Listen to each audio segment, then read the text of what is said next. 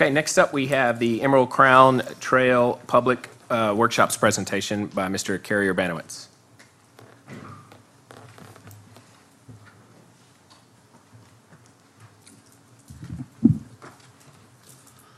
Thank you, Mayor, Mayor Pro Tem, and Council.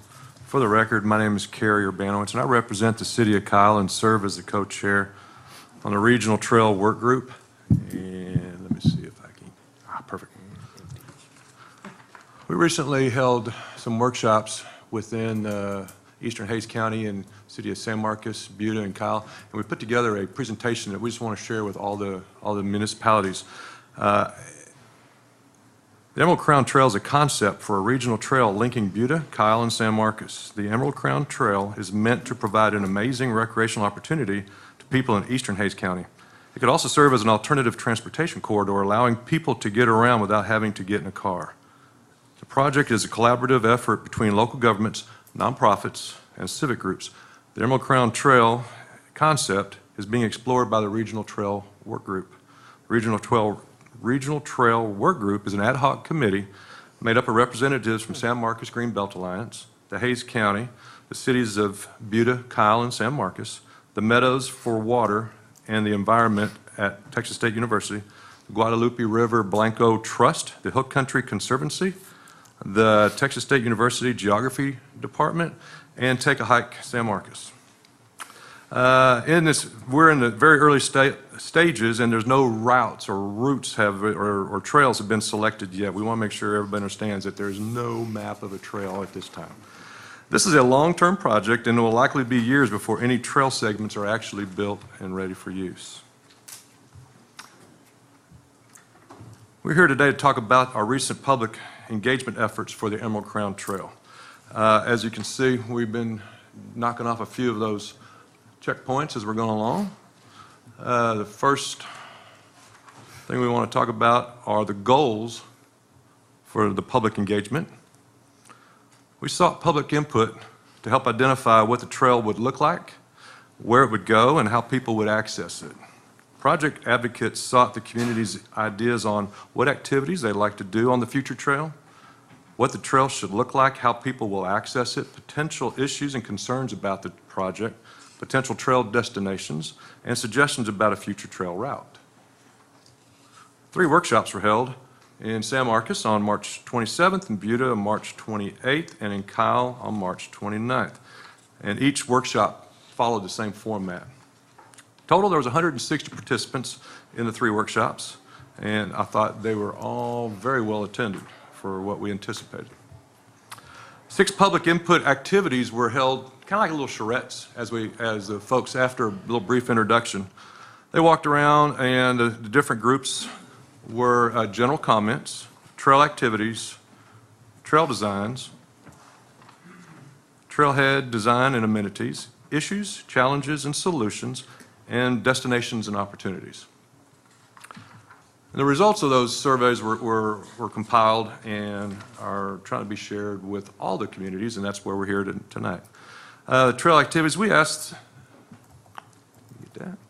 participants to identify activities they would like to engage in on a future Emerald Crown Trail. Most participants were interested in active recreational pursuits such as walking, hiking, running, and biking.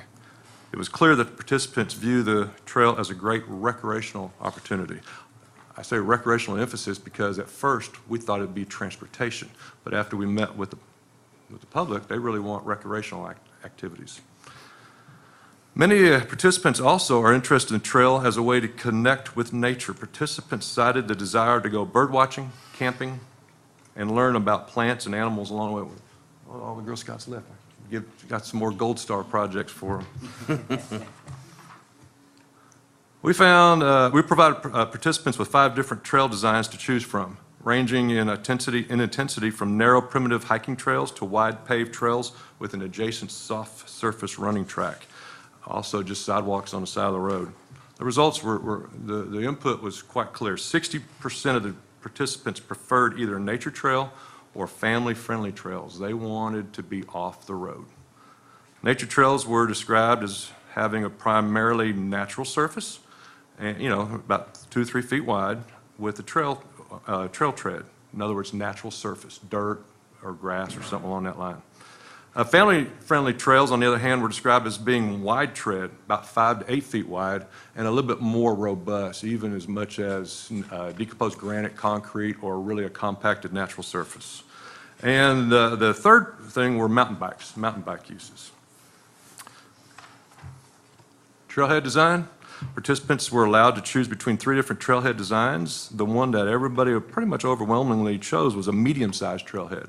And a medium-sized trailhead would feature a handful, maybe a dozen parking spaces, and of course amenities such as restrooms, and one of the interesting items that came up was bicycle racks. I thought you ride your bike to the trail and then you walk the trail, but that came up quite often. Trailhead amenities, again, like I said, trail information station, restrooms, drinking fountains, and like I said, the bike racks. Issues and solutions. We also asked participants to come up with a list of issues or concerns or problems that they foresaw and then help us with some solutions to that. One of the biggest ones was, of course, safety. And one of the solutions that the participants came up with were trail patrols and safety info at the trailheads.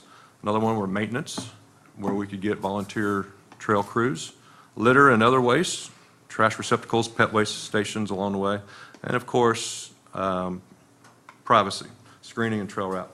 There also was opposition from property owners about having the trail not go across their property or near their property.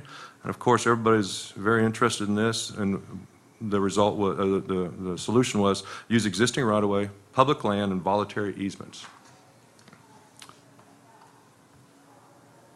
We had a huge map laid out across 2 big tables, and we asked everybody to get a little sticky note.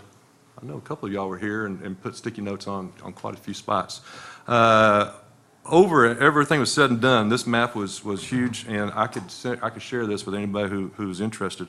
But the participants were asked to identify destinations, trailheads, and other opportunities on the large map. 47 potential trailheads were identified in this region, in the eastern Hays County region. 76 destinations were pointed out and other opportunities. And there were 33 general comments that we've got in a big handout that I'm more than happy to share with everybody.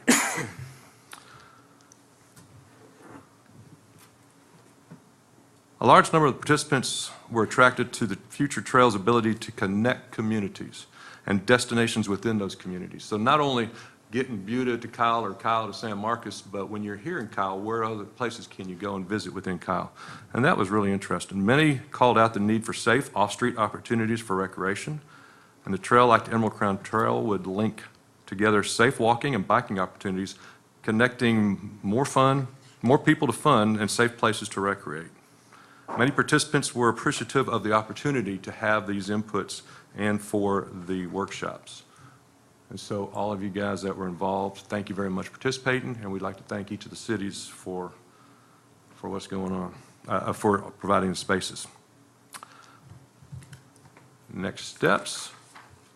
What we are still working as a committee, we're still working as a group.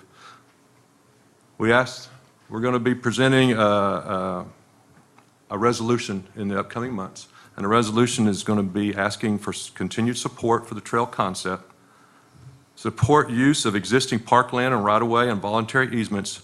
The resolution will specifically state we intend to not use eminent domain. The resolution will also ask to direct staff to participate in locally focused trail route planning, and then separate groups. We're going to like to break down into smaller separate groups within the cities to get down within their jurisdictions, our jurisdictions where we'd like to go. And finally, the resolution, we would like to get direct staff to continue participating in the work group. Our work is kind of slowed down a little bit. We're not meeting once a month, or it's now probably quarterly. After these presentations, we're going to take back all the comments and questions. And the next step, very similar, like I just mentioned, was we're meeting with all of the city councils in Buda and San Marcos, and meet with you tonight. And we went to the Parks Board this past month. All the other cities and counties are going to their respective boards and commissions. We'd like to bring that back in a resolution. We'd also like to work with city staff and county staff, elected officials, appointed officials, and key stakeholders to continue moving, especially within our own jurisdiction.